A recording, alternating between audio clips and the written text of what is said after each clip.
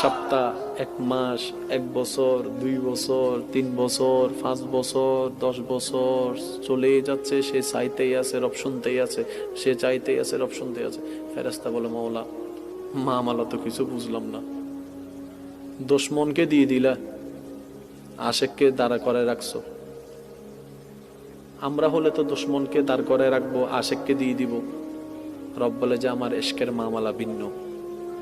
তুই আমার বান্দাটাকে দেখ, কত আদর করে আমাকে ডাকছে, কত মায়া করে আমাকে ডাকছে, আর আমি যে তাকে দিচ্ছি না, সে একবারও আমার সাথে রাগ করতেছে না, সে বারবার ধৈর্যের পরীক্ষা দিয়ে যাচ্ছে। বন্ধু বান্ধবে অনেকেই অনেক কথা বলেছে, এত বছর নামাজ পড়ে কি পাইছো।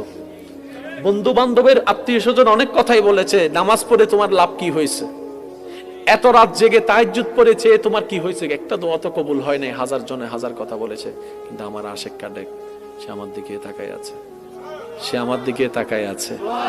সে হাজার মানুষের কথা শুনে শয়তানের ফাঁদে পা দেয় নাই, আমার দিকে তাকায় আছে। তার এই পাগলামিগুলা দেখতে আমার রবের বেশি ভালো লাগতেছে। সেজন্য আমি তাকে অপেক্ষা করাচ্ছি, যেন আমি সে যা চাচ্ছে তার চাইতে 1000 গুণ বেশি নিয়ামত দিয়ে তাকে খুশি করব। সুবহানাল্লাহ। আল্লাহ সবার ডাক শুনেন, সাড়া কখন দিবেন, কিভাবে দিবেন, সেটা একমাত্র আল্লাহ পাকের ইচ্ছা। এটা নিয়ে কারো ইন্টারফেয়ার করার, ভাবার কোনো দরকার। কোন বান্দার যদি কোনো দোয়া দুনিয়াতে কবুল না হয়ে থেকে যায়, তাও বান্দার জন্য ভাগ্যের ব্যাপার। কিভাবে?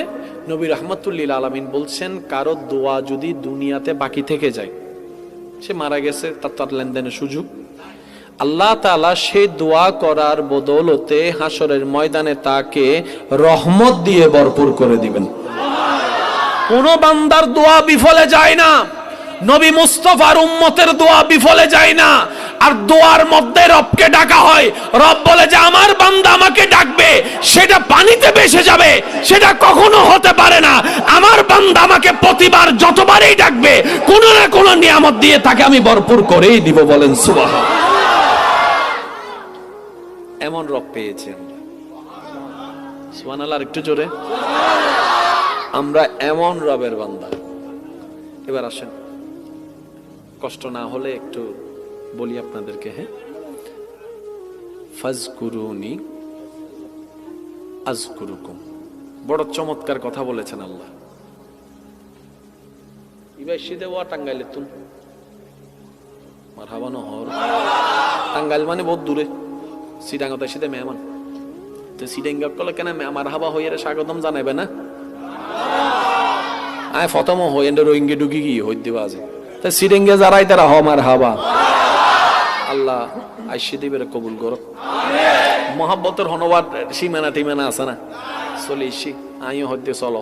আল্লাহ ফলর জগতত ফল আইসি দেরি কেন, তো জিয়ে নব একবার হন মারহাবা।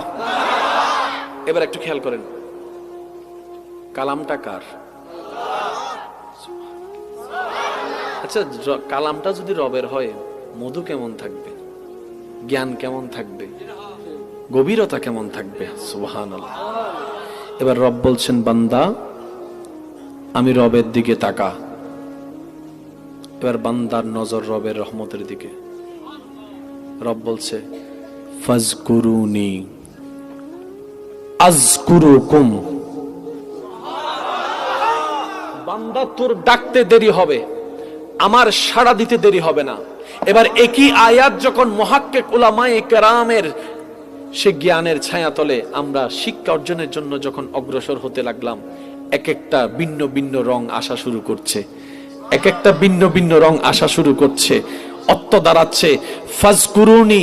আল্লাহ বলছেন, হে আমার বান্দা, দুঃখ কষ্টে তুমি আমাকে স্মরণ করো, আযকুরুকুম, শান্তি দান করে আমি আল্লাহ তোমাকে স্মরণ করব। ফাজকুরুনি, বিপদে পড়ে তুমি আমাকে স্মরণ করো, আযকুরুকুম, বিপদ থেকে উদ্ধার করে আমি তোমাকে স্মরণ করব। বান্দারে ফাজকুরুনি, অসুস্থ হয়ে তুমি আমাকে স্মরণ করো, আযকুরুকুম, সুস্থতা দান করে আমি তোমাকে স্মরণ করব। ফাজকুরুনি, অভাবে পড়ে তুমি আমাকে স্মরণ করো, আযকুরুকুম, সচ্ছলতা দিয়ে আমি তোমাকে স্মরণ করব। সুবহানাল্লাহ।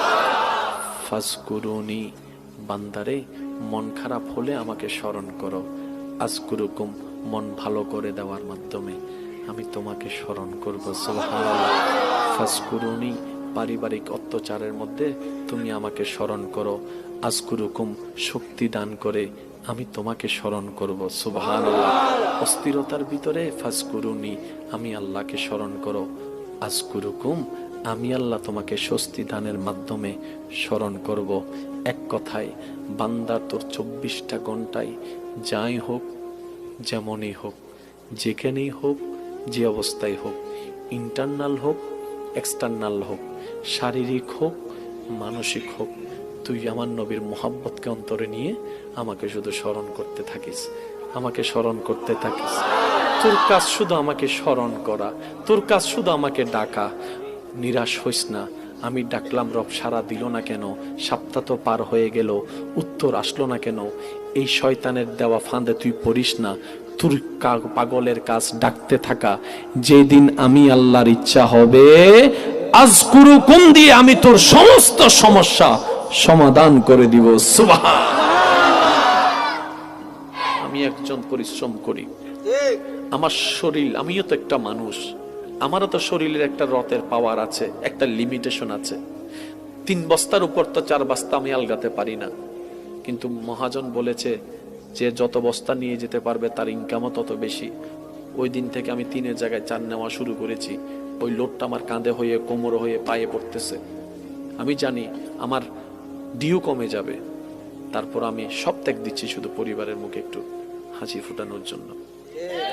সে মানুষটা যখন প্রবাস থেকে আসে, সারা দিন বাহিরে দৌড়ায় আসে, ভিন্ন জায়গা থেকে কাজ করে ঘরে এসে যখন 2 মুঠো ভাত খেতে চায়, সেখানেও দেখা যায় এই জামিলা, ওই জামিলা, এর এই দোষ, ওর ওই দোষ, এর নামে বিচার, ও ওর নামে বিচার।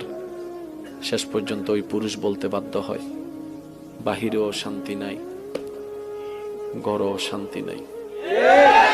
এমনও পর্যন্ত শোনা যায়, বলে ইচ্ছা করে সবকিছু ছেড়ে চলে যাব বাহিরে কোথাও, তোমাদের যেদিকে যা মন চায় তা করো, আমার 2 চোখ যেদিকে যায় আমি সেদিকে চলে যাব।